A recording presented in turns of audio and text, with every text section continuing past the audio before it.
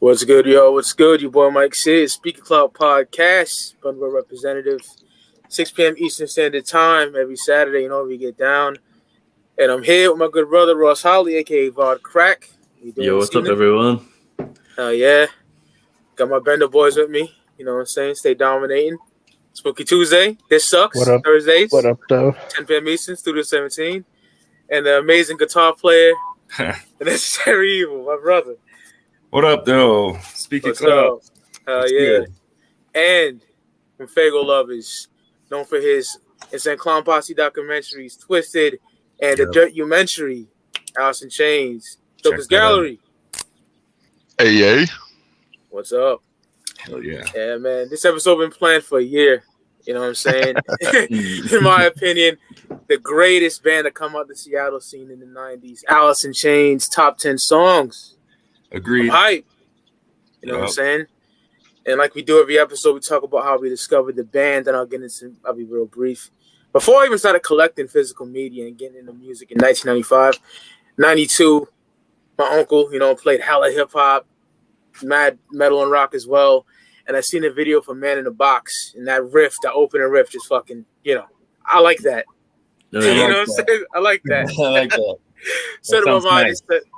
Yeah. I like that. Yeah. I like that. Inside jokes. Yeah. And I lost it. Oh, that's dope. But fast forward a couple years later, 95, seen the Them Bones video, Beavis and Butthead. You know what I'm saying? And the Dirt cassette, and I went back and got Facelift, and the first album wasn't even out yet. I got that later on. Around the release date, I got that album, and been a diehard fan ever since, man. You know what I'm saying? Yeah. That's my story on AIC. What do you got, Ross? Yeah, for me, well, I'm a bit younger. I'm 28. So when I first heard them, unfortunately, Lane Staley had already passed away, and so I got into them sort of post, them, in their heyday, unfortunately. But for me, I first heard Them Bones, thanks to Grand Theft Auto San Andreas. It was the first song I heard, and then, but as far as getting into them properly, I just checked out Dirt. And that album blew me away. It was just one of those ones. When I heard the whole thing, I was like, wow, that's incredible. You know what I mean? And ever since then, became a diehard fan, listened to all their other stuff. And one of my favorite bands. And I agree with you, Mike. Out of that Seattle scene, they're my favorite band too. So, incredible stuff. So that's how I got into them. You got Spooky? Man, for me, it'd be like 93, 94.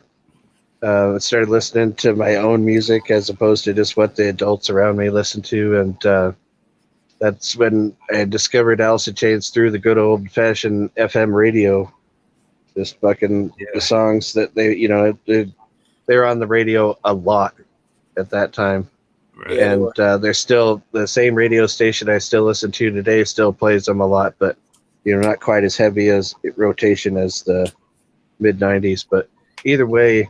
I couldn't tell you what my favorite, or not my favorite. I couldn't tell you what my first song was or first even album was from Alice in Chains, but they're a band that I really got into heavy back then. I was really into punk rock at that time, so I listened to a lot of that as well. But man, Alice in Chains have just always been there, and like from all the music that I go back to from like the early '90s through the mid '90s, there's so much that I listened to back then that I still go back to today, but Alice in Chains holds like a high spot in my favorites and like the most played, like the most, I can't tell you how often there's a fucking Alice in Chains CD in my car's stereo.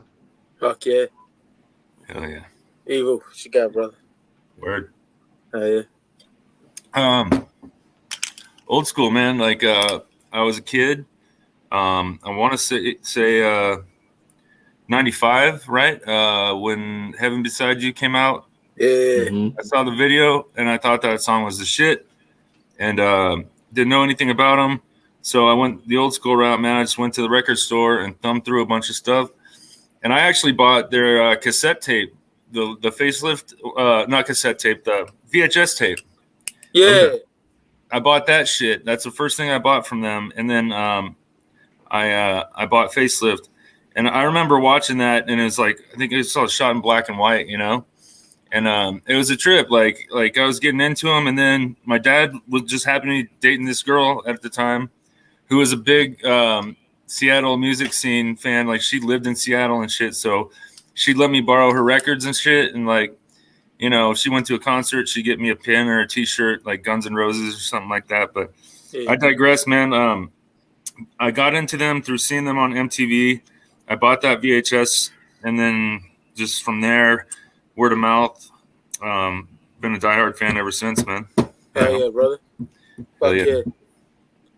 I agree. Best band out of the fucking 90s. Jesus. I mean, I would probably even say that, like, honestly. But they were around a little before then, right? Like 88, kind of. Yeah, they got together around that time, I believe. And then 90, they blew up with Facelift. You know that documentary when it shows them playing, like, Queen of the Rodeo and shit like that? Yeah. He's like, Lane got the girly hair. Fuck yeah, I can make you some breakfast. We got some SpaghettiOs. I don't know. Yeah, Jerry, right? Yeah. I love that shit, man. Yeah. Jokerz Gallery.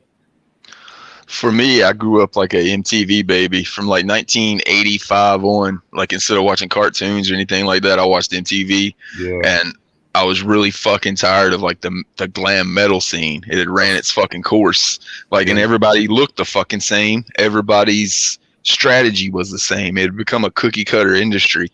And then all of a sudden, fucking the first time I remember seeing them is Man in the Box, and you just see a band that looks totally different than any. You got Lane with the dreads. They just didn't look. They didn't look like a band that was going to be on Sunset trying to like pick up chicks. They fucking were a band that wanted to play really good music. And then the first thing that really cemented that I remember them for, like Mike, Beavis and Butthead, but it was Man in the Box because Beavis does that. Yeah. I remember marking the fuck out for that shit so much so that I put it. That's like the first thing on Dirtumentary because that was my first really memory of them. Would be Beavis really marking out for them. And back then, if you got the seal of approval from Beavis and Butthead, you were good.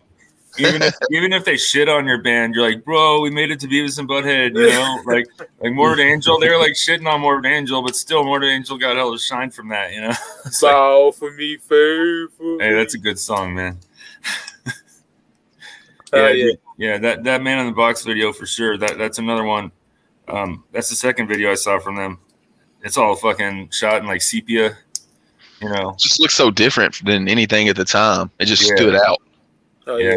Lane with the dreads, that was classic. That's the look. Yep. That's the look, man. It's a look of looks. Fuck yeah, dude. Now we go 10 to 1. Top 10 songs, Alice in Chains. For me, my number 10, on 1990, Facelift, Bleed the Freak. Oh, shit. Oh. Yeah, man. You know, it's the classic lineup. Lane Staley, Jerry Cantrell, Mike Starr, Sean Kinney. You know, amazing song.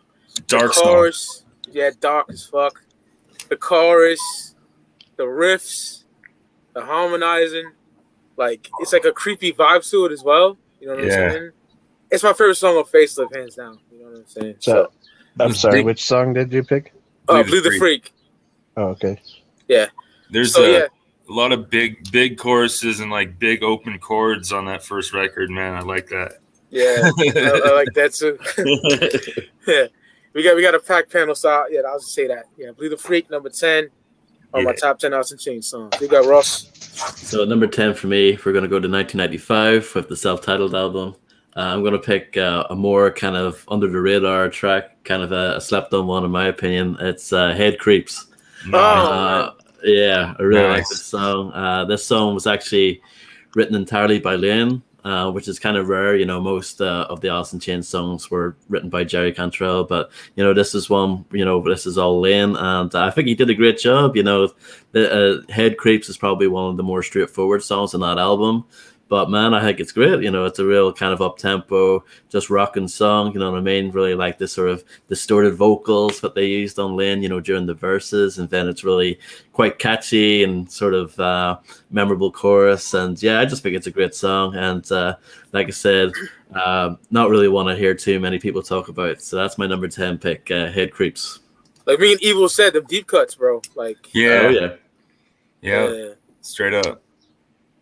Spooky. Man. Go, brother. For this deal, I went back and listened to all of the albums, all the EPs. Watched Jokerz Gallery's Dirtumentary. I can't remember exactly what it's so called, dope. but I just found out that you made that on Thursday night, and I had to watch it in between then and now. And appreciate that, man. It's a good so watch. enjoyed it a lot, man. Yeah, if you're out there listening to this, you want to check out some like a new documentary that you haven't seen before, because if you're an Alice in Chains fan, you probably watched them all already. But watch a new one on the Jokerz Gallery channel here on YouTube. Either way, it took me a long time to narrow my list down to 10 songs, and then it took just as long to fucking pick the order. And I don't know if I'm still 100% satisfied with the order, but where I'm at with it right now is number 10 is Them Bones. Nice. Oh yeah, man. Nice chunky detuned riff on that one. Seen that video, I was like, oh man. The video's the shit too. Yeah. So you done, Spooky? You know what I'm gonna say? Yeah. All right. No, that's it, man. All right. Evil. All right, man. Well, you know what's funny is you and I picked the same number 10, Bleed the Freak, and I had a problem coming up with my number 10, so I'm going to go ahead and scratch that, and I'm going to say, a deeper cut from Self-Titled is Brush Away. Yeah. Okay. That's a fucking savage song. This is another, like Head Creeps, like I love that song too. Brush Away, it's got that creepy kind of riff going, it's a very moody song. I love that song, and I love that record so much. That Self-Titled one, I think it doesn't get enough love. The Tripod. Oh yeah, I agree. I had the purple cassette when I was a kid. The packaging, yeah, and I guess a bunch of that art was done by Sean Kinney. That's dope. So anyway, Brush Away, dude. It's a chill song, and it's pretty dark, and that's my number 10. Fuck yeah. At my 10 spot, I could have had this song anywhere in the top 10. It could be 1 or 10, but it had to be in there, even though it's the most famous song by them, Man in the Box. It's got to be on my top 10. So I was like, I'm just gonna start it off, get it out of the way, and then move on with the rest of my list. So Man in the Box is at the 10 spot for me. Yep, that riff, bro. Yeah, that groove. Yeah. ECW fans know Tommy Dreamer, bro. Like that was fire when he came out to that. Yep. If Paul Heyman's parents weren't lawyers, Metallica and Pantera and White Zombie, everyone. Yep. Cube and Dre. Yeah. Oh, dude, for real. Fucking banging. All right. Number 9 for me, going to 1992. The self-titled, the title track, Dirt. Oh yeah. Great. That riff. Love that shit, man. So classic. Yep, just about that fucking heroin. You know what I'm saying? That heroin. You got Lane, harmonizing or singing along with the riff. Yeah. I love, he does that really well. Just like in Man in the Box. Yep. Like how the riff, like he mimics the riff. I love that shit, Yeah. You use your talents. He looks effortless when he sings too, man. He looks like he's barely even doing much, but he's killing it. Sunglasses, fucking holding mic, just How many ninjas tried to sound like him too, and just still failed? Failed. Yeah. So unfortunately, they're from Massachusetts. Fuck Godsmack. I saw an interview with Scully back in the 90s where they're like, "So did you get your name from the Alice in Chains song?" And he's like, "No, everyone thinks that, but." One day someone walked in and we were having a conversation about someone that got beat up, and the guy goes, "Oh, everyone gets their Godsmack," and I'm like, "Bullshit!" Right? The nigga even took the logo. Yeah, come on, dude. And like, there's some songs on that first record, especially that sound like straight up rip-offs of 9 Inch Nails. There's a couple, but Alice in Chains for sure. Oh yeah. So, yeah, man, Dirt number 9. I fucking love that. There's plenty of time. Me and Ross talk about that song all the time. Back in the day. Classic. What you got, brother? So at number 9 for me, I'm going to go to 1994 with the Jar of Flies EP. One of the big songs off it, I Stay Away. Oh, man. I love it. Yeah. Just, really just love it musically. You know, the kind of gentle kind of intro and just the way it builds into this big crescendo. Yeah. It's a really powerful song, and yeah, love it. Just one of my favorites. Not much else to say about it. I Stay Away, 1994. That's my number 9. They got the stringed instruments South coming in. this year. Yeah, yeah. That song sounds so big. It really does, yeah. And the chorus. Oh, man. Oh, man, It's yeah. powerful. See, Yeah. That's why I'm kicking myself for not adding to the list. Fuck. Man, so I'm going to the Dirt album for number 9. My favorite album.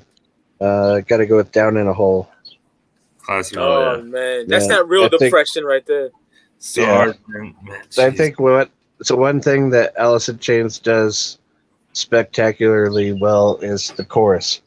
Yeah. And like the choruses are so catchy and like so memorable. Like you could definitely sing along to the chorus before the song's over if you hadn't heard the song before on almost all their songs. But anyway, man, Down in a Hole is just fucking kills it for me. Yeah, that's a fantastic song, man. When I think of that song, I always think of the performance of it on MTV Unplugged. Yeah. There's a little portion of that the camera just happened to catch, and Lane nails the first chorus. He nails it perfectly vocally, and Jerry had been worried about Lane being able to pull these songs off because of him being in the condition he was, and Right. you can literally see a smile and the weight come off of Jerry's shoulders. He's like, my dude's got this tonight, and Yeah, it gives me they cold chills every time I see it. Yeah, they killed it. That's my favorite Unplugged ever. Same. You know, everyone says Nirvana, but I'm like, no, do that Alice in Chains one, especially because they were pretty much done being a band at that point, you know? And it was Yeah. all their songs. Nirvana's Yeah. was great, but a lot of it was covers because Yeah, their David their Bowie. tunes, they didn't transfer their tunes over. Alice in Chains transferred over really fucking well. Oh, yeah. Puppets. I feel like Alice in Chains already had that leniency towards doing acoustic stuff that Nirvana didn't necessarily have, but I Yeah. do respect the covers on the Nirvana album, honestly. But Sound great. I Yeah. They're the, love, they're the best love songs the on there, fucking on the Nirvana one. Yeah, yeah. Where'd you Yeah. sleep last night? Like, that's Yep. a Yeah. basic song. My girl. And the Meat my Puppet girl. covers, they're really good. yeah. Lake of Fire. Lake of Fire is a great song. Yeah. Yeah. Man, I heard that song before. I never heard the Meat Puppets, and so I went and listened to the Meat Puppets, of Same. course. And I was Same. just like, Jesus Christ! Like this is like so far away from what Nirvana was doing. Like, Yeah. just Meat Puppets are cool. yep. They're really out there, you know? Yeah, I would say honestly, right now, if I had to choose my favorite Alice in Chains album of all time, it'd be the Unplugged album. Yeah. See, I mean, if we're counting that, that's got to be top 3 for me, for sure. We got number 9, right? Evil? Yeah. I think. Yeah. Yeah. Yeah. So I got, classic off Facelift, man. We Die Young. Oh, You know, man. That fucking guitar riff. Damn. Yeah, I mean, it's an anthem kind of for them, and like, goddamn, unfortunately, it was true for a couple of the members, Mm-hmm. not to be dark like that, but Yeah. them touring with Megadeth and getting shit thrown at them and everything, and them just fuck you, they're gonna give it right back, and eventually everyone's just buying their shit anyway. But that's probably one of the songs that they would. Shit. Evil fucking up was in me. Yeah, Hey. no, it's like that for me as well. Oh, damn. You had to leave and come back. Yeah. Sure. Damn it. Should be a shame. I know, it always happens when we've got a big panel as well. Try Yeah, I to hate win that.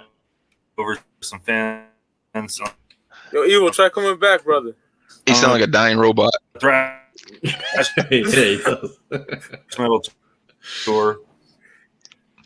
Damn. No, the I CPN, think there's yeah, 2 yeah. versions of that song, if I'm correct. But Yeah, much better. just love the song, love the riff, and it's class basic stuff.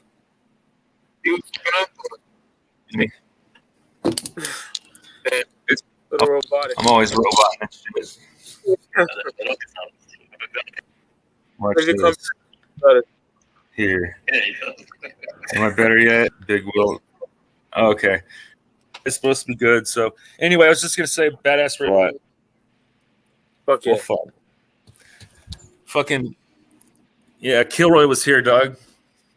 Oh, shit.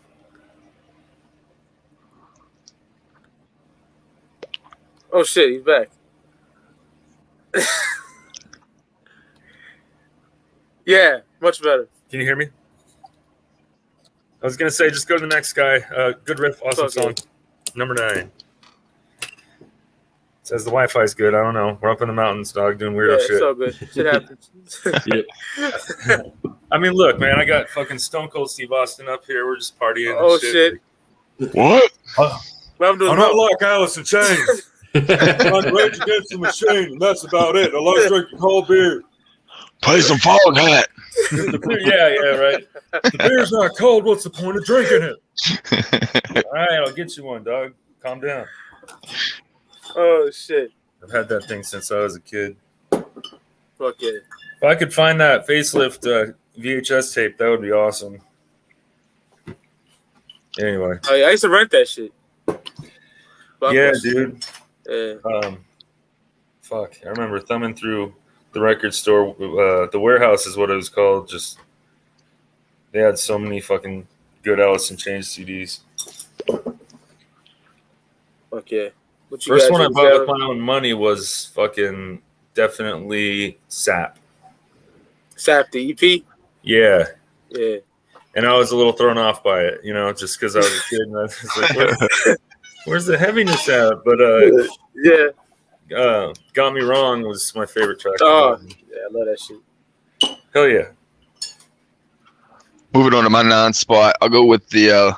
It started off with the first song I ever heard, "Bomb" with Man in the Box, and my 9 spot will be the last song I ever heard from the Lane version of Alice in Chains, "Died," which was a tribute to his fiancee Dimry. Yeah, we just great talked about song, that. Great song, dude. That's a deep cut right there. That song gives me chills hearing it, and it's a song that definitely made my top 10 after doing the research for Dirtumentary. Just the way that he pretty much.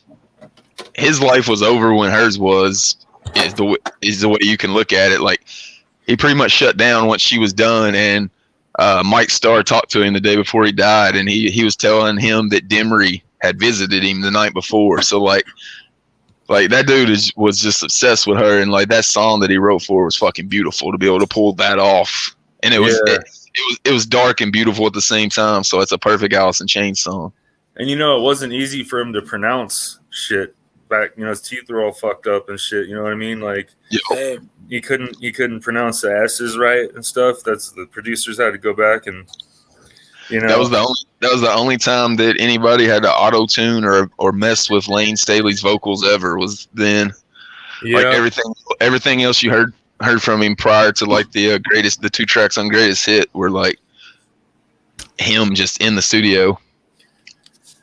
Shit. Okay. Sad story, but great song. And at number 8, I went to the Facelift album, Sea of Sorrow. I think it's me and Ross. It's all good. Okay, number 8, Going to Dirt again, 1992. Fucking Angry Chair, bro. Oh yeah, that's a Lane riff right there, man. It is. Yeah, he play guitar on that joint. Yeah, man. Very very simple riff, but hey, man, it works. Yeah. Yep. I guess you play it live too. Yep. Hey, it was probably on the Dirtumentary that I saw that actual chair was for sale. Did you guys hear about that? I hadn't heard about that. No. Okay, maybe it was Guitar World magazine I was reading recently. Somebody on Craigslist that was a set assistant from the video shoot actually owned that chair and put it up for sale for like $100 on Craigslist recently. Oh shit! That actual angry chair that fucking that Lane was sitting in the video. Probably got like 25 G's for that shit. Yeah, dude, I bet he got a lot. I mean, And it's obviously the same chair because you can tell. Damn, cool. that would be fucking a nice piece of memorabilia. Shit, for real. Get a big snake, just. Yeah, the snake. Dope. This is a dope video too. Yeah, it is. Yeah, it's show number 8, Ross. So at number 8, we're going back to the self-titled album again. It's another song that I think is underrated. It's Sludge Factory. Oh, man. Oh, yeah, dude. Yeah. Fuck yeah. Yeah, I just love how murky that song is. Like, that's a perfect title for that song. Just like, you can really feel just like how kind of dingy and dirty that song is.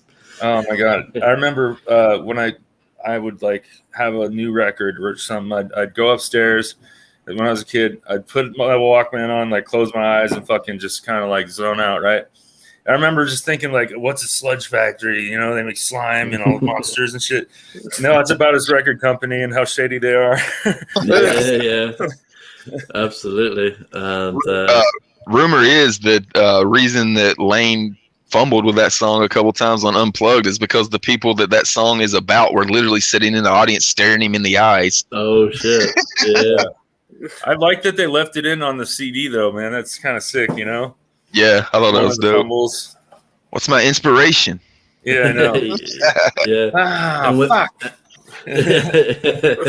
And when he got it right, he nailed it. You know what I mean? Fuck I love yeah. that performance. So yeah, just another great underrated track. So yeah, that's my number 8, Sludge Factory. Oh yeah, Spooky already said here, see a sorrow. So Evil, what you got, brother? All right. So I'm thinking that I know by heart, but let me see as I fumble around here. I'm trying not to lose reception.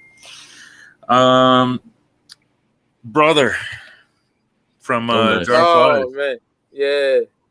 I mean, and I will go with the unplugged version, but either or, honestly, convey the same message.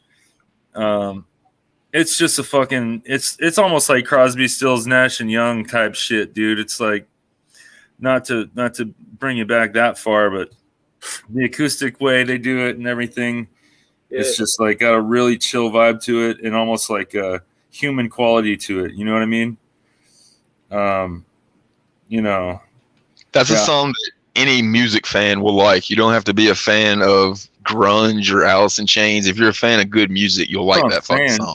That's what I'm saying. Like Nirvana, I won't say that they were one track, like they didn't do everything the same, but like to compare the two, it's night and day for me. It's like, I don't know. In those lyrics, man, like, I won't run away like I used to do, all that shit. It's fucking great. It's an awesome song.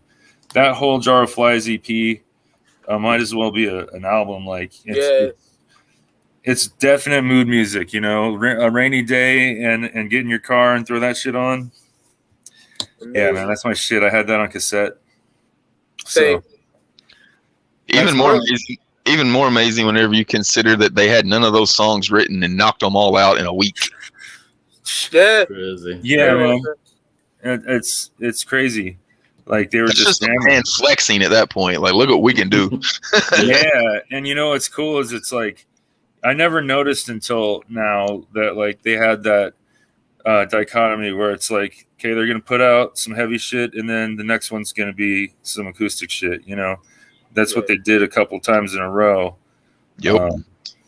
Yeah, man. Huge fan of Jar of Flies, front to back. Likewise. Yeah, man. That's mine. You got Jokerz Gallery.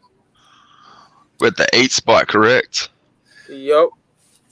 It's already been talked about, so I won't spend a lot of time on it. Them Bones, just arguably one of the best album openers ever. You just hit that, and all of a sudden you hear ah, and and that yell was completely freestyled. Like those weren't planned. Lane just said, "Hey, I've got an idea for this," and he did it himself, just right off the top of his head. And I think that's really what like makes you immediately drawn to that song and start paying attention to that entire fucking album. It's pretty fucking good way to get you introduced and ready to go for the rest of that fucking album. Oh yeah, all day. Shit. All right, number 7, man, Love this. Mentioned it earlier. Got Me Wrong, but unplugged version. Okay. Yeah. Amazing. You know, Lane killed that. Great song. That riff, it's like a very jam band kind of riff. You know, I love it, dude. It's one of the first fucking acoustic riffs I learned when I was a kid. It's pretty easy to play. It's just bar chords, but it goes away. Fire. Yes. I like the unplugged version, like you were talking about. It was one of the CDs I had to jam was the Nobody's Safe or something like that. The one that came out with the 2 extra songs. Nothing's Safe. Nothing's Safe. Yeah. It had 2 extra songs, and the unplugged version of that was on there. So I got really familiar with that one. And I dig the unplugged. Yeah, I agree. It's still awesome on SAP. Yeah, but like it's well, you know, it's produced better for one on unplugged. It sounds more full and clear, but that dude, they're on fire during that concert, man. That's absolutely. Like, straight up, good shit. Oh yeah. So number 7, Russ. So number 7 for me, we're going to go to 1992 of the Dirt album, Damn That River. Oh, yeah, love that song. Love the riffage on there, you know what I mean? So crunchy, you know what I mean? Feels like a really good, like, kind of follow-up to, like, We Die Young of the first album, you know what I mean? It kind of has that similar kind of vibe to it. And probably one of the more kind of straight up rock songs on Dirt, you know, with that. And, you know, that's the second song, you know, coming after Them Bones, you know what I mean? It's like a 1-2 punch, you know what I mean? So, I love that song. And that's my number 7. Just a straight up great rock song. Love it. Oh, you damn that river. Fire, man. Love that shit. And I don't give a damn anyway. Yeah. So I'm sorry I fucked up the order last time. I knew I was going to have to mute myself, so I just threw it in early. It's okay. So we're on number 7 now, so I got to go with the self-titled album. The song that's supposed to be about the band breaking up, Over Now. Oh, fuck yeah. No. Love that song. That's one of my hits, man. It's a good one. Yep. So it makes sense. Yeah. Yeah. Because they said the recording sessions for that record were really like hard to get through, you know, with Lane doing what he had to do to feel normal at that point. Yeah, man. I did love the way that they figured out to promote it, though, with the Nona tapes. Like Jerry Cantrell dresses like a 50-year-old woman trying to find grunge stars to interview so he could get into like Homekeeping Magazine, better Homekeeping Magazine. That shit was funny as fuck. Sounds like a part-time clown, you know? Yeah. And like every time that Lane was doing an interview by himself, they took the audio and used different videos. So Lane always looks like he's not saying. It looks like a bad Godzilla movie. If you ever noticed that, they just did that just to entertain themselves. Classic. What you got, Evil? What are we at? 7? 7, yeah, brother.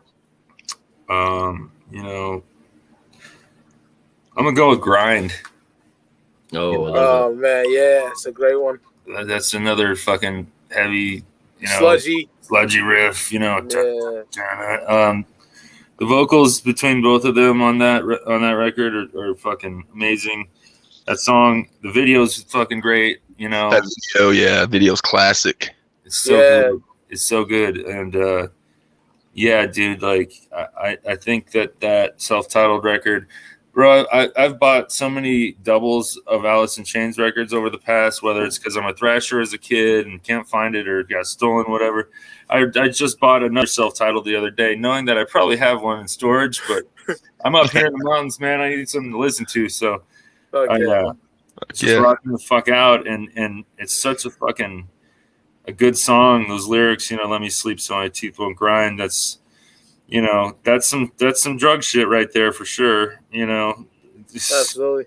But it also can mean something else. That's the thing with those lyrics is like, there's always another way to look at them. You know, like Over Now, I thought that was about a relationship. But hey, the band breaking up, that makes sense too. You know. Had shots in it about the media, about what we were talking about. Rolling Stone only caring about Lane's addiction, not the music. Playing my funeral. So whack. Yep. Yeah, and they talk about fucking like in that interview, they're like, oh, and you know, Lane's wearing some gloves to hide the obvious marks on his hands or whatever they said. It's like, man, you guys are scumbags.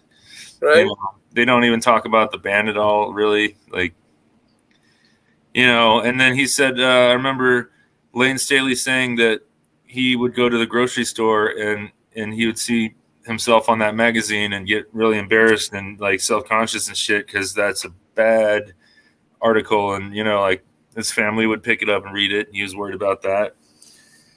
Yeah, I hate that whole fucking crowd. Fuck Rolling Stone. Fuck the Rock and Roll Hall of Fame. Spin, oh God, yeah, Spin, whatever the fuck, yeah, fuck them all. Yeah, Spin's right because they always have a spin on something, bro. Fucking, they would highlight their favorite bands and praise them like whatever Radiohead or something, and then they would just like they would give you a cover article, but they would also kind of shit on you at the same time, you know. Yeah. Remember, they always talk about just junky shit with 9 Inch Nails, you know. Remember in the '90s when Spin was dissing Juggalos? Those two cartoonists, and then like 2 weeks later, they were begging on the internet, apologizing, saying, "Please get these fucking crazy ass Juggalos off of us." Yeah, because I think Jay on the hotline like gave out a phone number to call or some shit. He gave out an address. Oh shit, he doxed him. Old school. Dude, Juggalos like, going to these dudes' door. Yo, ninjas like me and my buddies had nothing better to do after school than to just keep calling the hotline, seeing what was up. So, like, dude, yeah, we'd be all about that, just harassing those motherfuckers, you know? Bitch, you ain't no ninja, you know? Putting the Blowfish shirt the other day. Yeah, for real. So, number 7, Jokerz Galley, what you got, brother? Another song that I knew had to be in the top 10, so I ended up just putting it here. Wood, probably their best song structurally. Probably the song I'd put on if I was wanting people they'd never heard Alice in Chains to hear an Alice in Chains song. I think it's probably their favorite song. It's on so many releases of theirs. It's crazy, bro. That bass line. And hey, did you hear Korn cover that recently? They killed it. I don't give a fuck. They killed it, bro. It was at the Mopop when Alice in Chains got inducted. It was super dope. Yeah, they did a great job, man. Fuck yeah. Oh yeah. Man, he list looking dope, man. I love all y'all choices, man. Yeah. Number 6 for me, as already talked about. I think Russ put it up. I Stay Away. John Flies, 94.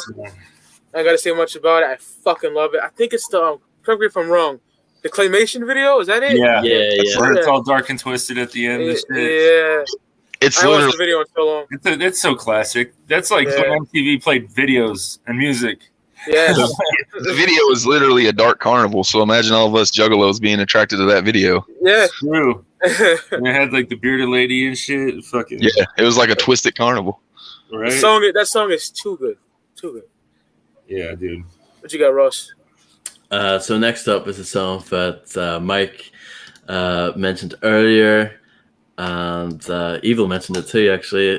Bleed the Freak. Yeah. My favorite song off Facelift. Yeah, I just love it. Of course, it's in your soul. It does. It doesn't leave. And you just want to sing that shit. You know what I mean? Yeah. When it comes on. So yeah, that's my number 6. Bleed the Freak. Love it. The beginning of the song, so it creeps up. Yes. Oh man. Well, for number 6, so I went with Wood.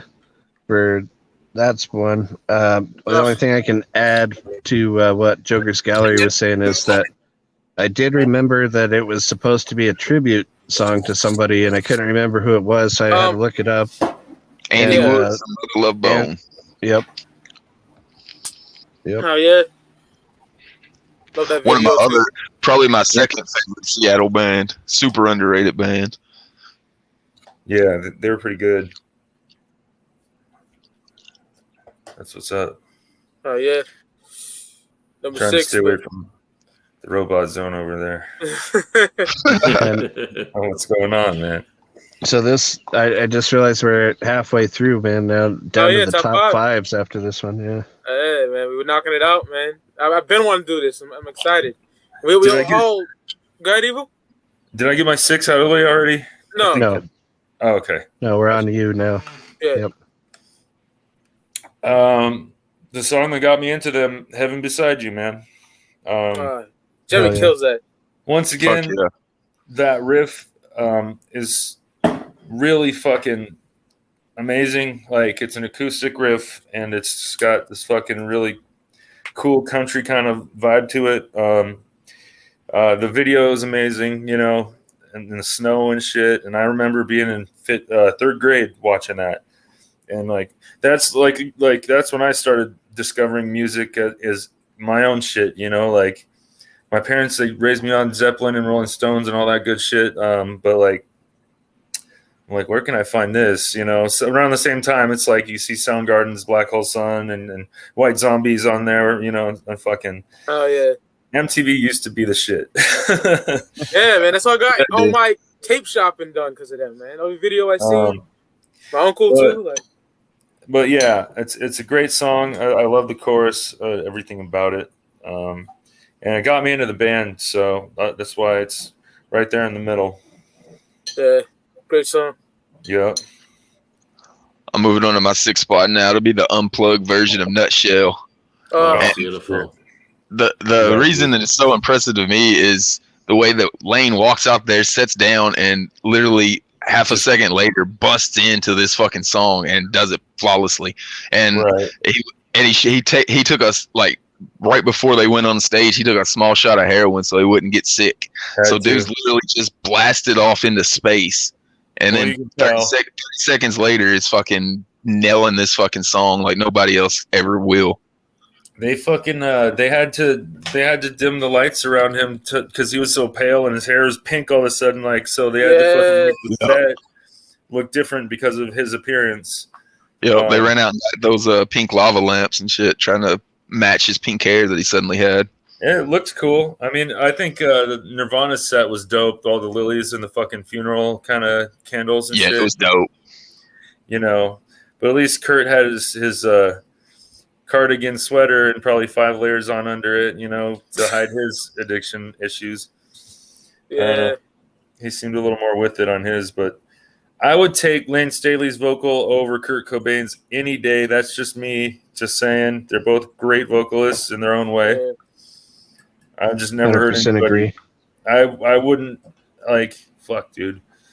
I haven't heard anybody that sounds completely like both of them, but Lane especially, man.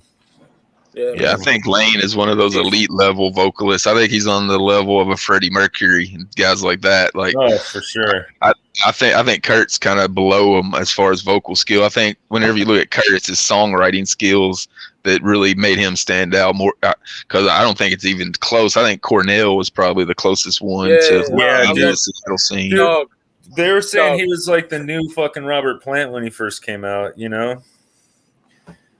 But I wouldn't go that far these days. But he sure had that fucking range, you know? Yeah, man. Outshine, bro. Come on. Yeah, dude. I worship Soundgarden. Even some of the Audio Slave shit he did was really good, man. Never really dug into them like that. I gotta peep it. Yeah. But this ain't a record label, it's a terrorist cell. Blow the fuck up like our big cartel. High five, leave you hanging like a Chris Cornell. Oh shit, Lee Carver. Straight up. LLA. Fired. Actual shots. Yeah, for real. Top 5, bro. Well, I mean, 5? What if I would just say when Kurt went Cobain? Remember? Oh yeah, terrible. I even said I haven't seen Kurt Cobain get live. Headless Boogie. Bro, and that was 95. That was maybe less than a year after that shit happened too. Yeah. Wasn't nobody saying that but ICP then. No way. Hell no. Shit. Number 5 for me, top 10 House and Chain songs. I got 94, man. Opening track, Rotten Apple of Jarflies, bro. Rotten Apple, man. Hell yeah. You know? Yeah. Such a good fucking song. Yeah. Acoustics are great. The harmonizing is great. The lyrics, everything, man. It's a fucking 5 micro for me, man. So pulls you right into that record, dude. Yeah, Rotten Apple, baby. And I'm just gonna jump in and say that's my number 5 as well. Hey, that makes like. Yeah. Three of us, man. Yep. Oh, wow. You can't leave that. I mean, I had to pick 2 off of that record, and like, yeah, Rotten Apple, dude, all day, and Brother, you know. It's so good. Fire. So fucking good. It's amazing.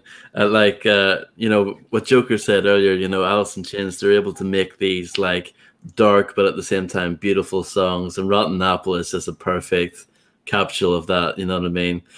Just the way it draws you in, and sort of, you know, with its atmosphere and low tempo, you know. Yeah, really melancholic for sure. Right. And Isham even sampled that, you know, for the song "Was It Something I Said" off Closed Casket. So now I gotta go listen to that. That's exactly what I was thinking too. Yeah, shit. No, and you know those overtones the guitar does, like over the main riff, that almost sound like harmonics. That's beautiful, man. It's like those kind of little things that he adds makes like, yeah, Jerry Cantrell is one of the dopest guitar players of all time, I think. Absolutely. Fuck yeah. You know?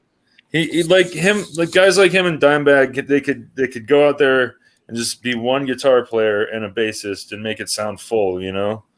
Now I know with Unplugged, both Nirvana and Alice in Chains had a backing guitar player, which makes a lot of sense because those songs have to be played a certain way to come across the right way, you know. Actual Pat Smear. Yeah.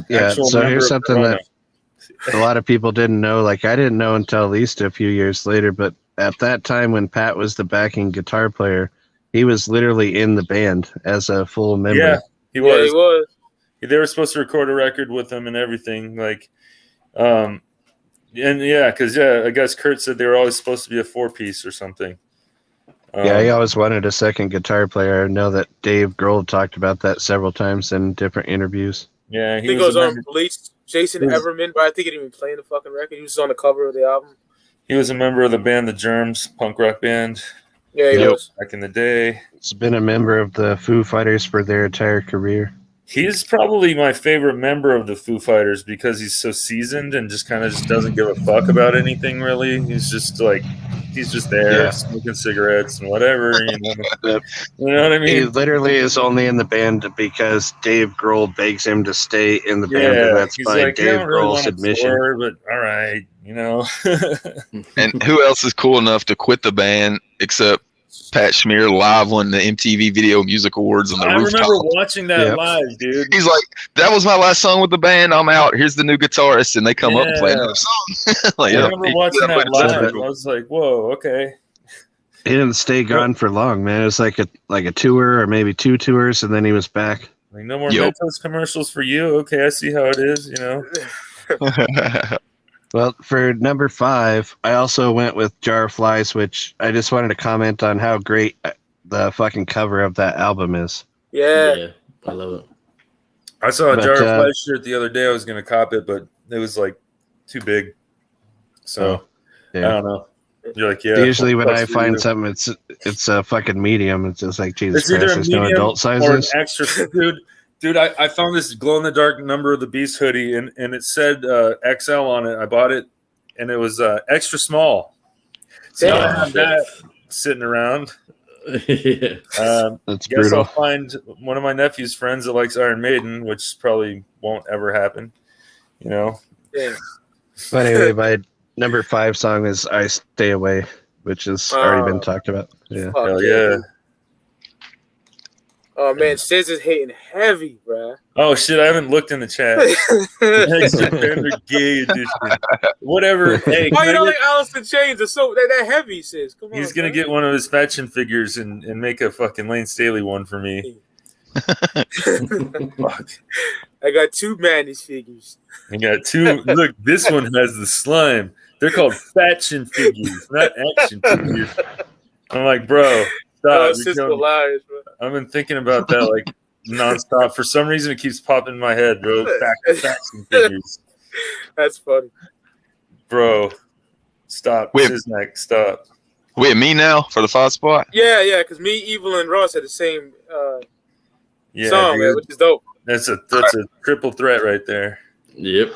Yeah. My 5th song is not the band, but the song Godsmack off of Dirt. Love that fucking I song. almost So, picked that one, dude. so fucking grimy. I mean, it's just, Lane at his best. What in God's name have you done? Stick your arm for some real fun. Like, Yo, and the way he fucking sings it makes me wonder if he's just fucking killing it though. Dude, we should make Siznak listen to that song on repeat. So you're gonna like this, all right?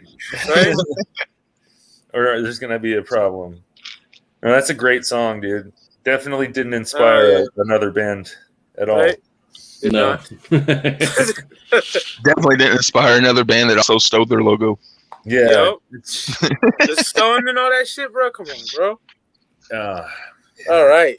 Number 4, man. This is a banger for me, man. 1995, self-titled. Goddamn. Yeah. Oh, yeah.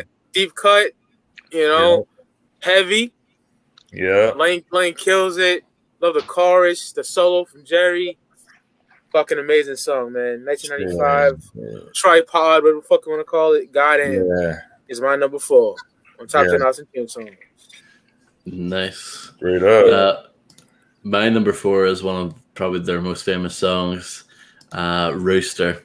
Oh man, just incredible. Yeah, one of those songs. As soon as it starts off with that, like it's just the build up to the chorus, though. Yeah. Even just that first verse, Yeah, dude. Like, oh man, you can picture that shit. Even though it was about, Jerry wrote it about his father, serving in the Vietnam War.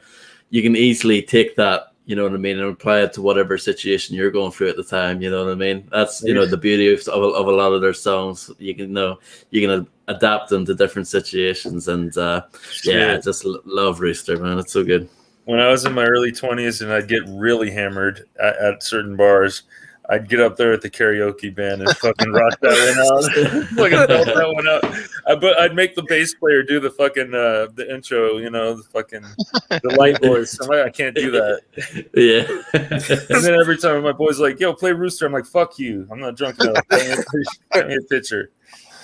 That's another one of those. Cemetery Gates and Rooster are off the list for life. That's another one of those Alice in Chains songs that anybody will like. You don't have to be an Alice in Chains fan or rock fan or anything. If you're a fan of good music, you'll like that song. Yeah, that's true. Classic. Love that song, bro. I'm going to follow that popular song with this popular song. Back to Jar of Flies again for No Excuses. Fuck yeah. Oh, man. That could have been my song. Yeah, that should have been on my shit, too. Fuck. It was on mine a couple times and they got bumped off. Something that really haven't spoken about directly yet is the harmonies, man, between Lane and Jerry. Like that was such a huge part of their sound, especially for the choruses and the bridges. Anyway, the point is, Lane encouraged them to fucking sing more and more. You know? Yep. Well, and that's what made. I don't know if you guys have seen Alice in Chains live after. Siznak has. I know. I never got to see him before Lane died, and so I've only seen him with Jerry. But when you do see him live, what makes it still sound like Alice in Chains is that Jerry's voice is like so familiar and so on so many songs anyway. Yeah. Fucking, I almost put Your Decision on this list, but I didn't. I like that song. I like that. Mm-hmm. No. I like that. No, I mean, it's a good song. Like, it reminds me of some older shit, but I'm sticking straight to Lane Staley years for this list. Yeah, only. Hell yeah. One of the things really cool about No Excuses is how well the lyrics have aged. You, my friend, I will defend. If you change, I love you anyway. Like, Jerry's literally like, he's always had Lane's back. Like, all the times that he could have called Lane out from, Lane cost him millions of dollars, and he's always had Lane's back. So that's one of the big reasons I admire Jerry. The Kiss tour, they did like 2 shows, and that was it. Like, and they could have been making so much money on that Kiss tour. Shit. Was it for Revenge? No, I don't know. It was their last tour they ever did. Oh, that's like 96, 95. It was Yeah. their reunion, Yeah. I think. It was when Kiss came back with the paint for the first time. Yeah, and they did shitty ass Psycho Circus. Yeah, you stole my shit. And of course, they did Carnival of Souls around that era. Oh, and this nigga Paul Stanley, dog. He fucking Rain When I Died. He bit the whole shit. Yeah. It's the whole chorus. Yeah. I think it's gonna rain. Like, oh my god! I like how Gene Simmons is like preaching to everyone. He's like, I told that kid, I told Lane Staley that drugs are gonna lead you nowhere and you're gonna die and stuff. Yeah. And he gave me the whole speech about I'm okay and look at him now. Look at him now, because that's what I told him. I'm like, shut up, Gene Simmons, shut the fuck up. You know, like, go copyright the fucking, I don't know, Miller High Life logo or something. You know, Go make some money somewhere. Yeah. He's One of the copyright the money bag, and he did. One of the cool stories I heard about that Kiss tour was Jerry talking about how like the band was pretty much broken up and not getting along at that point, and personal problems. It wasn't just Lane; all of them had issues, alcohol, cocaine, whatever. Dude, and they weren't Ace getting Frehley along. was gone during those years, bro. Oh, goodness gracious! They say he said the coolest thing about that Kiss tour was whenever Kiss took the stage, Alice in Chains suddenly became 12-year-old again and were sitting front row in the audience watching Kiss with their makeup on. So that was really cool that he said that even though the band was going through what they were going through, they would still like become 12-year-old kids and watch the show together. I'd be like, just play Love Gun, some shit off that era. Blow some shit up, spit some blood. Play some of the Elder. Actual crying like a bitch and the World's Heroes. Put that on. I like two songs on the Elder, man. But then let's get the hair out there. But number 3, we on? I'm on 5, right? 4. 4. Yep. All right. I got a deep. Yo. Yeah, you're next. Is he who's next? Am I? Yeah, is he? I don't know. I'm fucking. Yeah. Spooky had no excuses. Oh yeah. My bad. All right, I got a deep cut for you, and there's a badass music video for it too, and there's a fucking badass I don't give a fuck Arnold Schwarzenegger movie to go along with it, because fucking Last Action Hero is the shit. I don't care, man. It's not that good, but still. What the hell have I, man? I love that song. Same. I love the fucking chorus in the song. It's hard to start things over. You can see the fire around us all the time. They got like a sitar in there, just another song where it's got some interesting things going on in the verses, and the fucking chorus is just really fucking raw, with the guitar sound. I've always loved that song, dude. That movie's corny as fuck.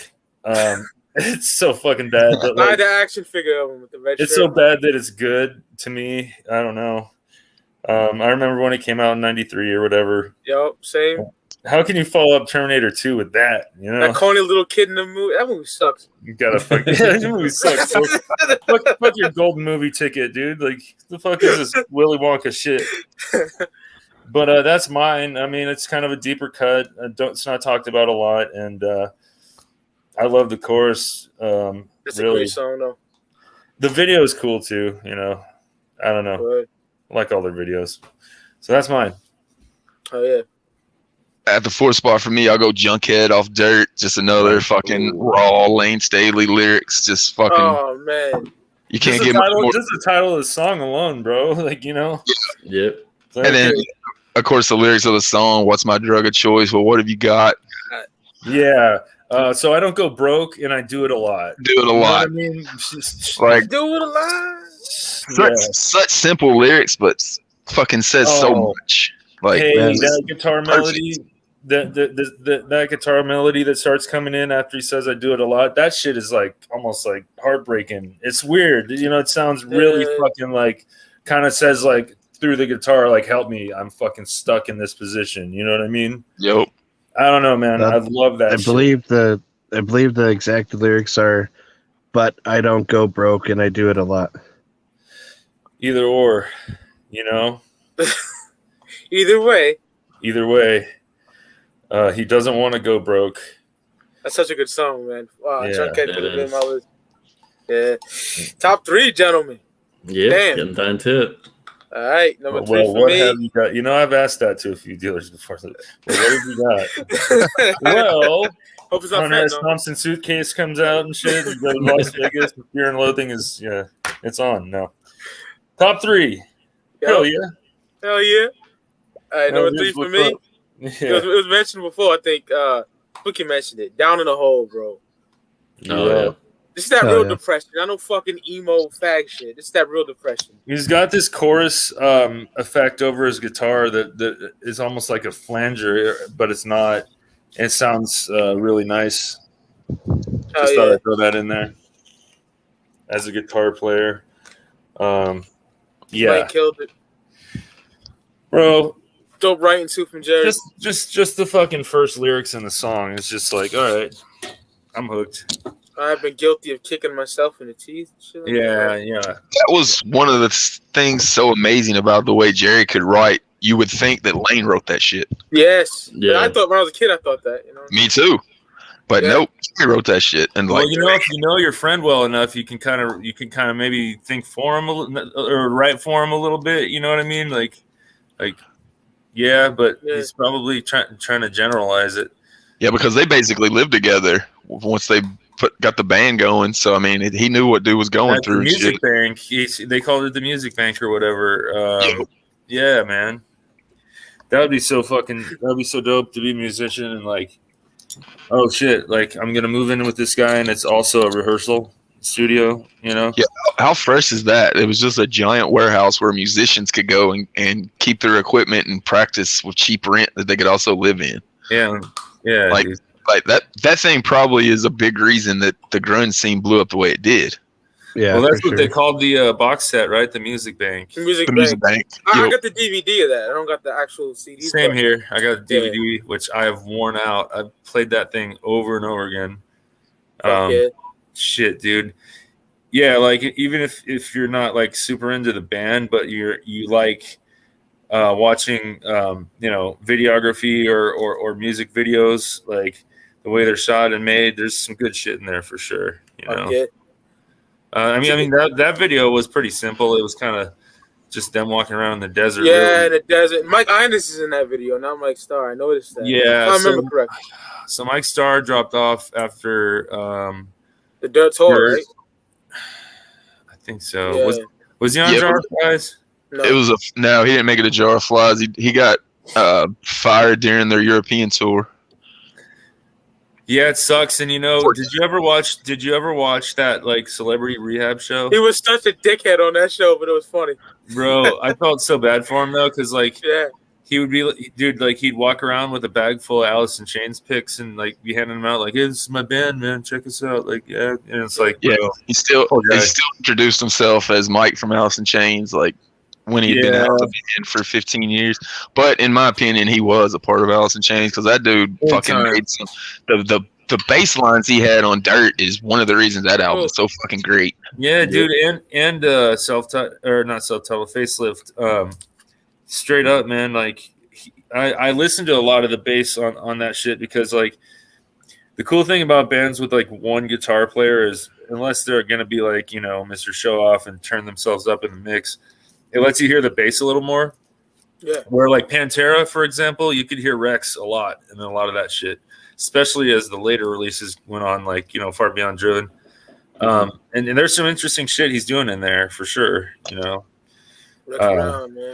He fit in great with the band. It just sucks that like how he ended up and everything else. Like it showed him with his dad, like smoking some crack and shit like that, and then he didn't live too much longer after that. No, he didn't. He died shortly Have after you that. guys? And he Have also you guys ever read? he always kind of blamed himself for not calling the cops on Lane the day he left, and then Lane died that night. He always kind of blamed himself for Lane Yeah, dying, which so that wasn't his story- fault at all. He was at Lane's house when that happened. He visited Lane the night of his he died after Mike left that night. So they probably shot up together or something. And No, they got in a fight about drug use.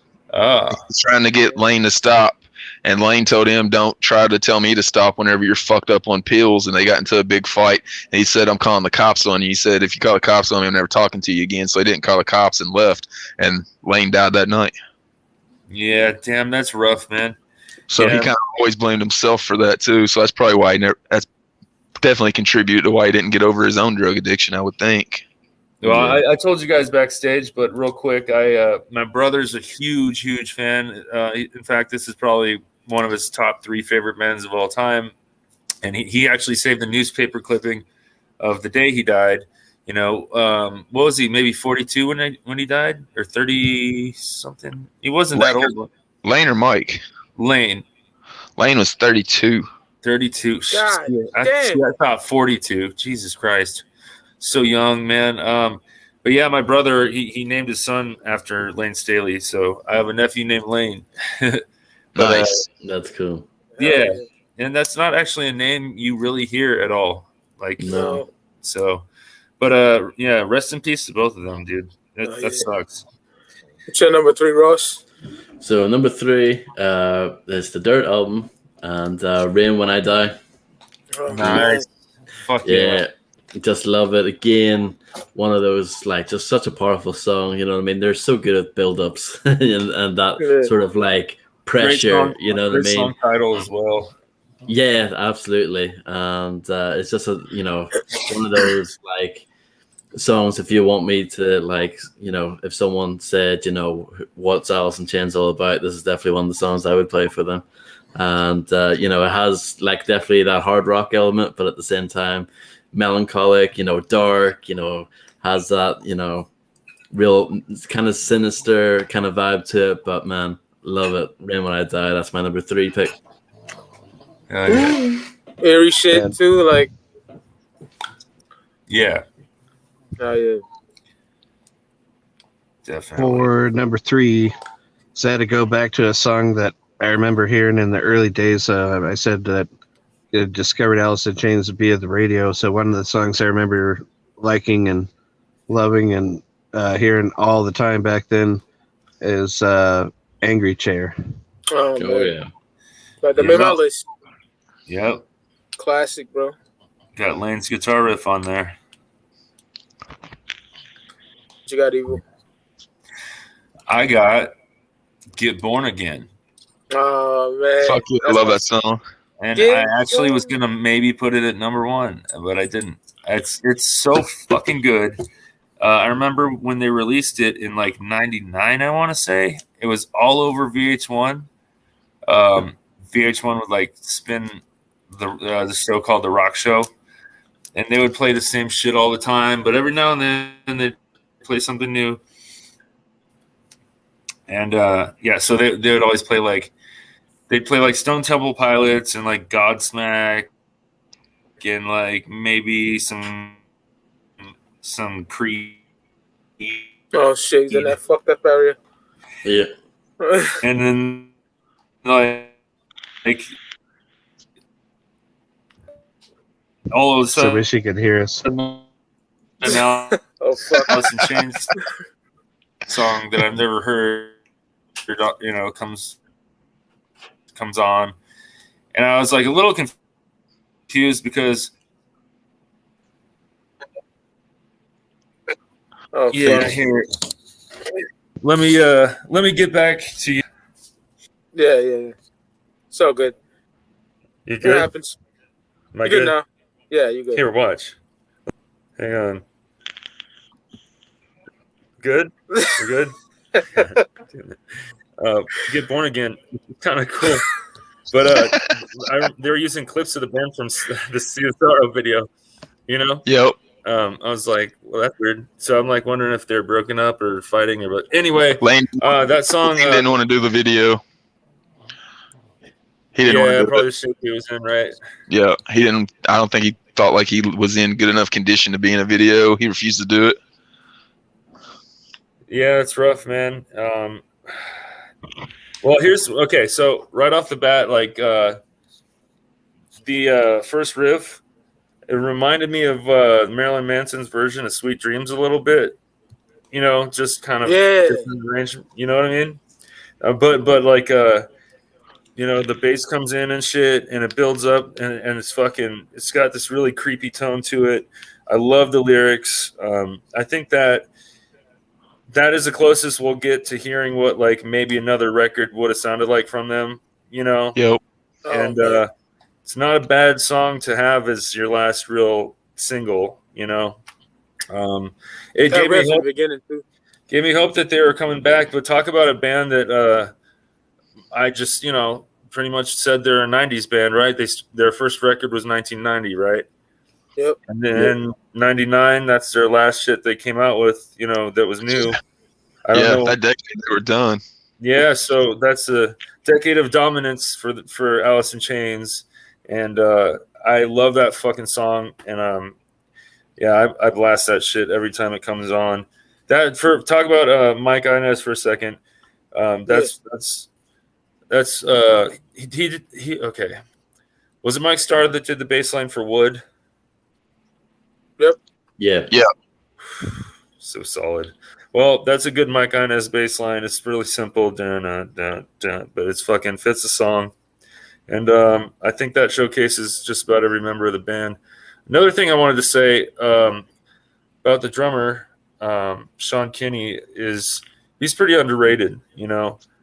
And a lot of that unplugged performance, he's doing some cool shit, you know. That's what I was going to say. Unplugged is really where you can see him shine. It takes a really good drummer to have a good unplugged performance, and he accomplished it. Friends don't let friends have friends' haircuts. Yeah. Friends don't let friends get friends' haircuts. Metallica, 1996 Metallica. I'm looking at you, James.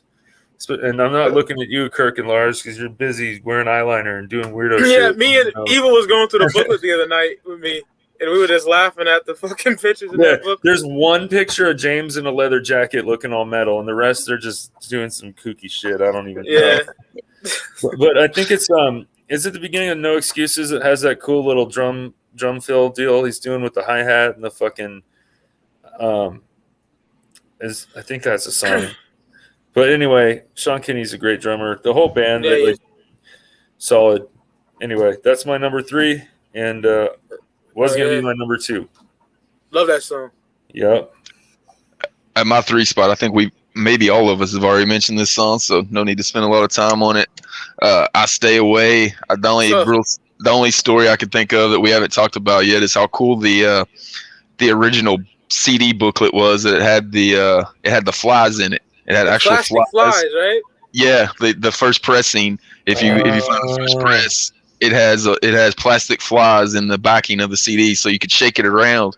And back then, I was like 12 or 13. And me and my homies like, man, Alice in Chains has this jar of flies, and they're just putting a couple in everybody's fucking CD. We thought it was real fucking dead flies. So that was the only story I could think of to involve that song. Shit. Straight up.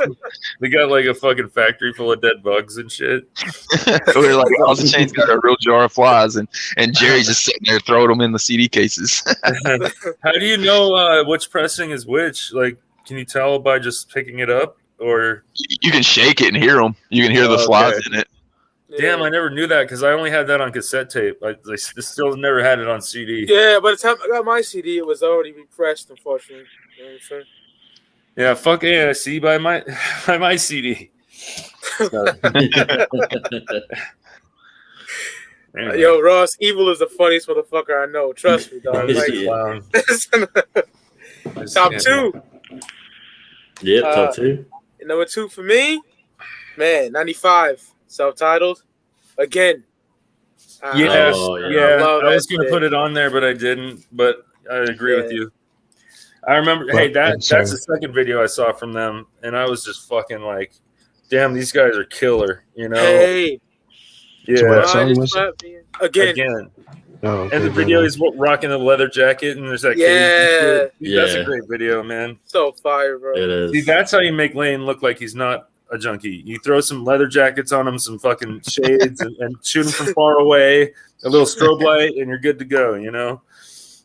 Anyway. Absolutely. Good riff on that song, man. Oh yeah, the whole yeah, and the harmonics and everything, dude.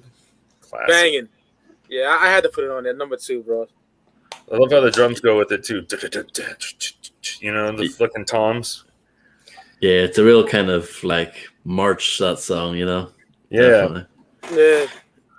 So at number 2 for me, it's been mentioned already. Also off the self-titled album, it's the other big single, "Grind." Man, yeah, love it. Not much else to add, but yeah, just agree. Like, love that sort of brooding intro. Boom, boom, bam, boom, boom, Yeah, bam. it's so good, and the guitar that goes over it too. The lead part. Yeah, real kind of like creepy, like, you know what I mean? It just sounds great. Self-titled record, he did like so much like creepy, like weird shit with his guitar that worked, you know?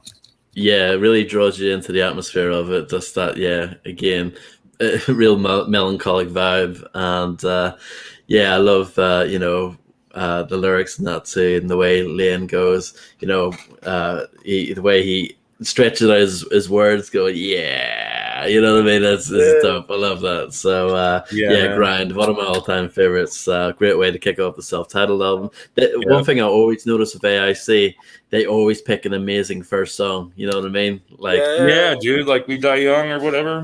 Yep. Yeah, Them Bones. Them bones. Mm-hmm. Yeah. So that's my number 2. Great choice. I Nutshell. love that shit. Yep. Whatever one it is, Rotten Apple. Man, for number 2, off the Dog album, as people call it, I gotta go with Sledge Dog Factory.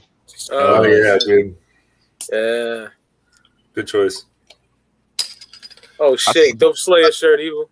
Fuck yeah, I think brother. that album is, Hell yeah. I think the self-titled album has probably aged the best of any of them. I think it needs to be revered as one of the best. Okay, look, man. What did you have in 95, 96? Like post-grunge bullshit. You know what I mean? A lot of it was terrible. Some of it was okay. And you had bands out there like Live, and you had bands like fucking Candlebox, and like, oh god, it was starting to die. What's that band? I just don't get it. I think Beck was big. Yeah, I hate that.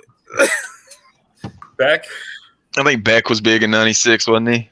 He was, but he's always been like more of a multi-instrumentalist, I think. But he was a little on the verge, you know. Yeah, he was like alternative kind of, you know.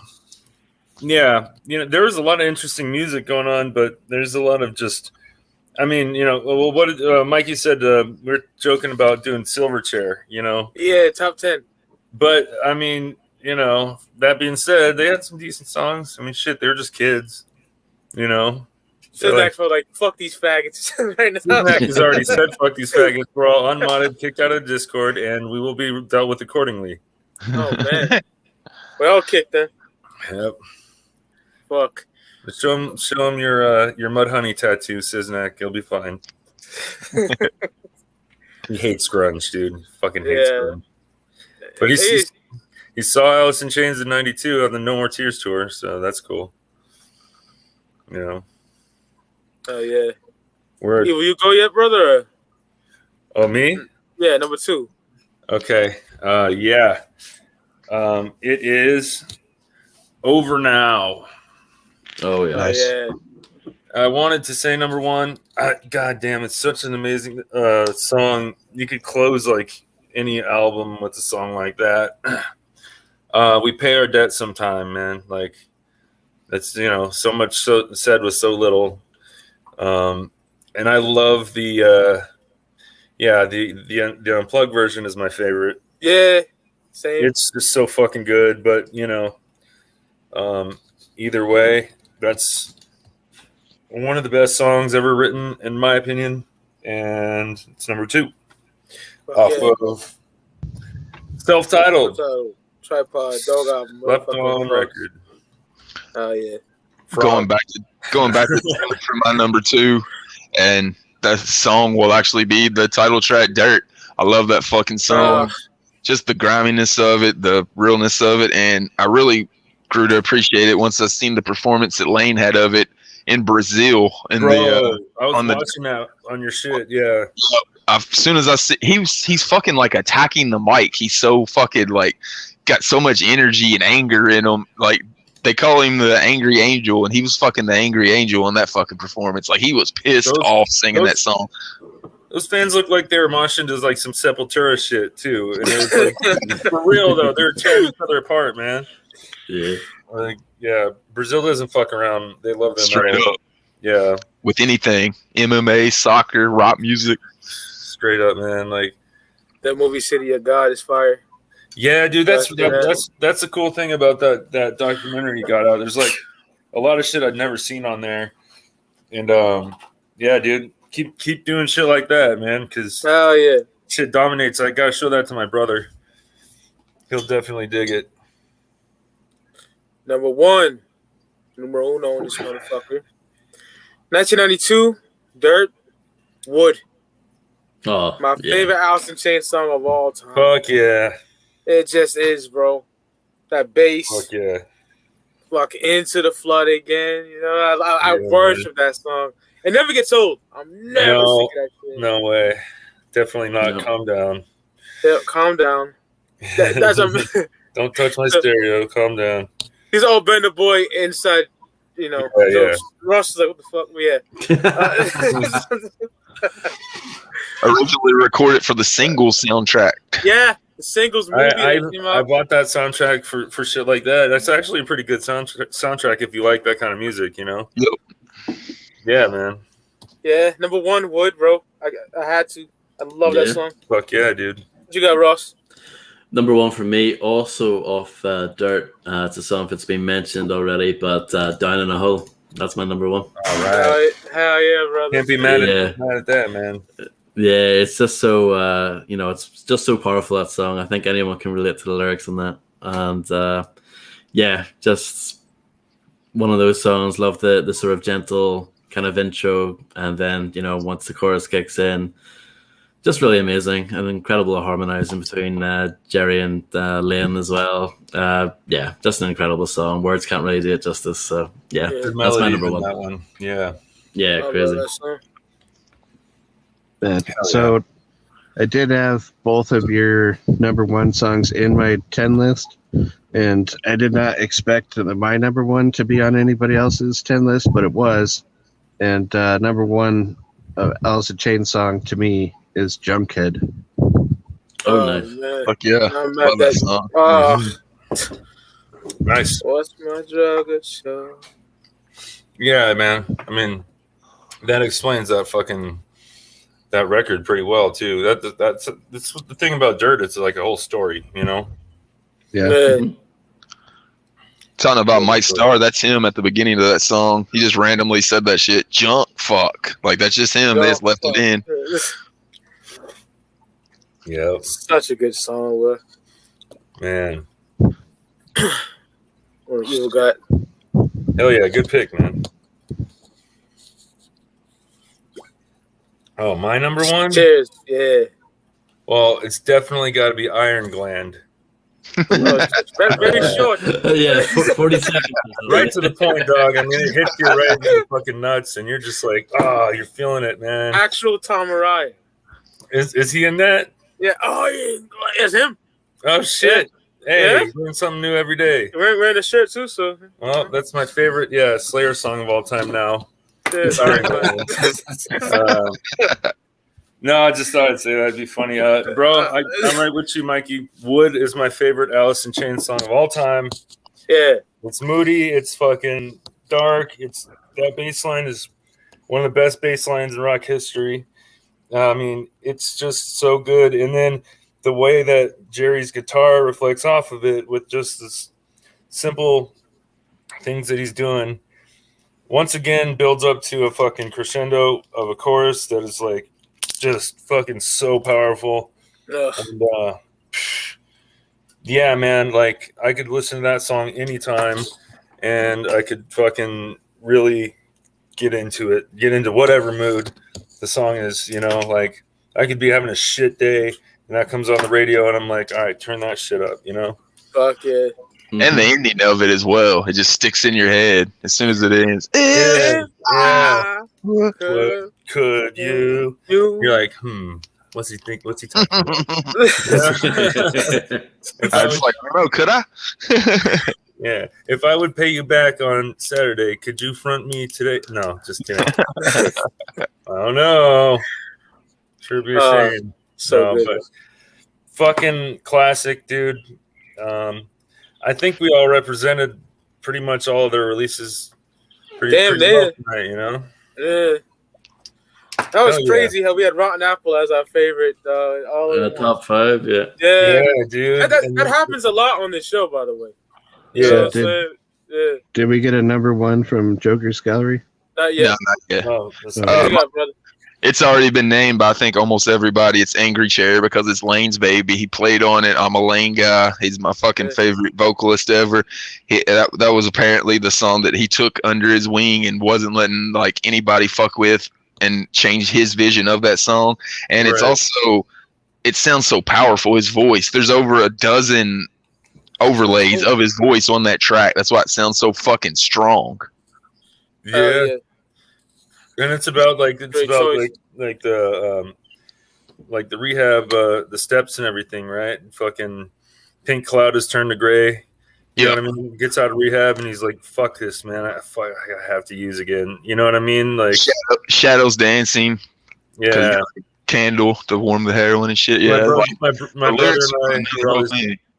brother and I would always trip out on the stomach hurts and I don't care. You know? Mm-hmm. Yeah. That's probably dope sick. We've said it so many times, but just such a simple statement and small amount of words used that the band is able to say so much with them. Yeah. That's like a hallmark of Alice in Chains.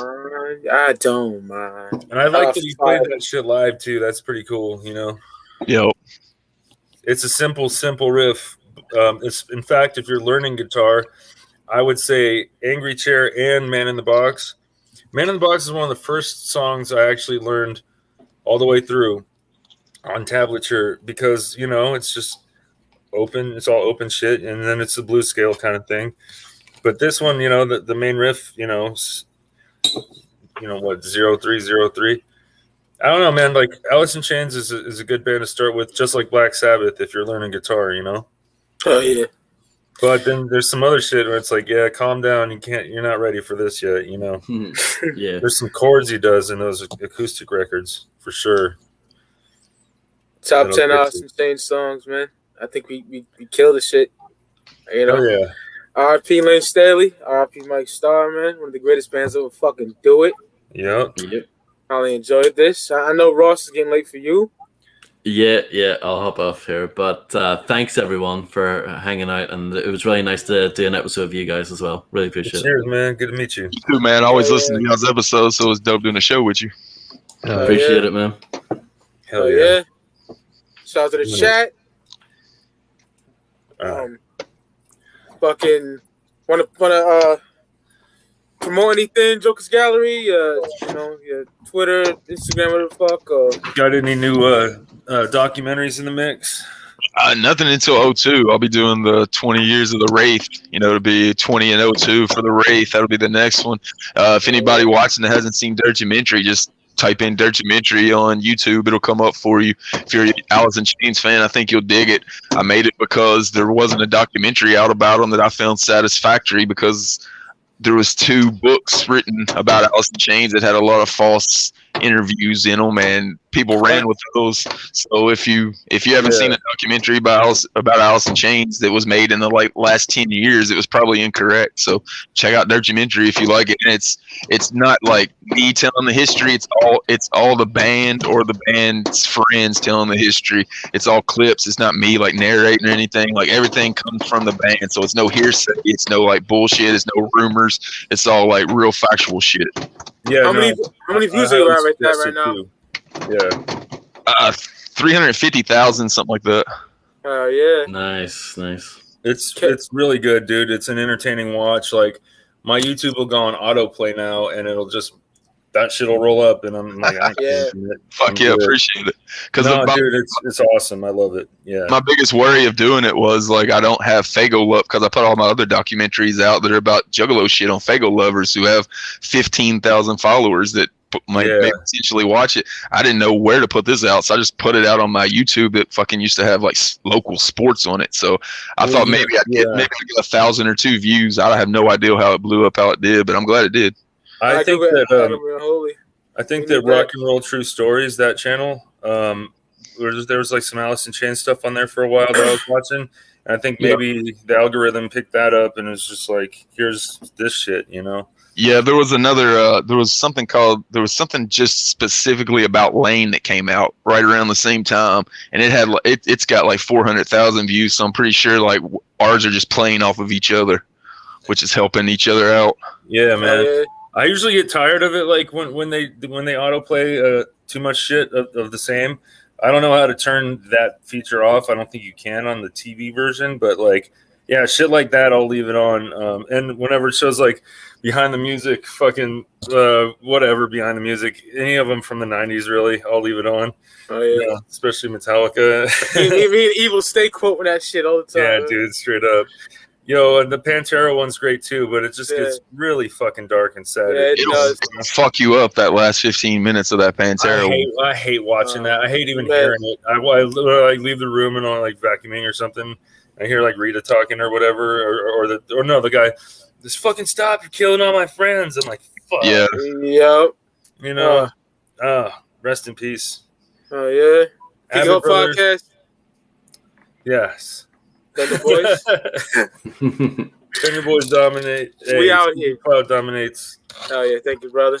We out this bitch. Peace.